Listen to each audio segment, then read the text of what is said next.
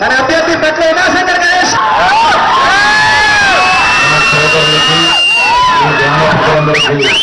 అలాగే వైఎస్ఆర్ కుటుంబ సభ్యులందరికీ పేరు పార్టీ తరఫున మీ అందరికీ కృతజ్ఞతలు తెలియజేస్తున్నాం. గణేష్ బాధ్యత మనం లేదండి. ఎన్ని సంవత్సరాలు మనం అతను చూస్తాం. చక్కగా అసెంబ్లీ జరిగింది, బాగా మరి ఎమ్మెల్యేలందరూ బాగా పనిచేశారు. మీ ప్రసాద్ గారు తెలుగుదేశం స్పీకర్ ఏమన్నాడంటే మాట ఎందుకు చెప్తారంటే, బాబు మళ్ళీ మీరే రావాలి నాయన అని అంటే, అరవైన మహామనిషి ఎవరైనా ఉన్నారండి స్వచ్ఛంగా డాక్టర్ రాజశేఖర రెడ్డి గారు చెప్పి ఈ సందర్భంగా మేము తెలియజేస్తున్నాం.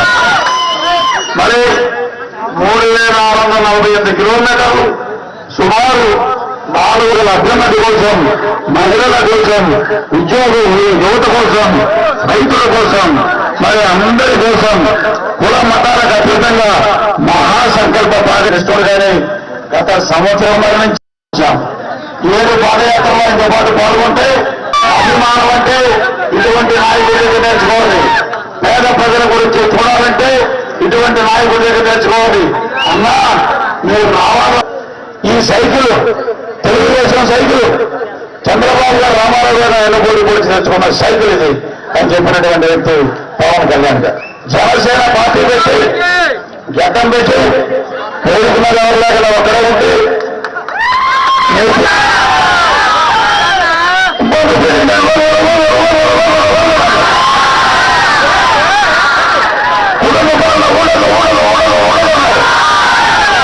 మరి ఈరోజు ఎక్కడ ఉండే వాళ్ళు ఏమంటారైనా చంద్రబాబు నాయుడు గారు ఏమన్నారంటే మన ఎదురు కలిసి ఆ టీ గ్లాసు మటుకు పవన్ కళ్యాణ్ గారి టీ మటుకు తెలుగుదేశం టీ. మీరందరూ ఎదుర్కోవడం కోసం వెనకాల నిలబడి ఉన్నది ఆంధ్ర రాష్ట్ర రానున్నది కులాన్ని లాంటి విప్లవం. తుఫాన్ వచ్చే ముందు వాతావరణం చాలా ప్రశాంతంగా ఉంటుంది. అలాగే జగన్గా ఉండే ఏ తమ్ముడు మనం దొంగదీస్తే మన వాడు దొంగదీస్తాం. మనం చాలా చచ్చిపోయి మనం బతకట్లా. రాజన్న దళం మీదకి ఎవరైనా వచ్చారంటే మనమే దొంగదీస్తామని చెప్పి పడిపోయి కిందకి జనాల్లో సానుభూతి తెచ్చుకున్నారు. ఈ పప్పులు కూడా అయ్యానికి మొత్తం వెళ్ళిపోయే రోజు దగ్గర ఉంది. ఎంచుకో రోడ్లు వెళ్తా ఏ స్పందన కనబడుతుంది. మన యువకుడు మన మధ్యలో ఉన్నాడు, వాడు మన గణేష్ని అత్యంతమైన ఎందుకంటే ఎక్కడో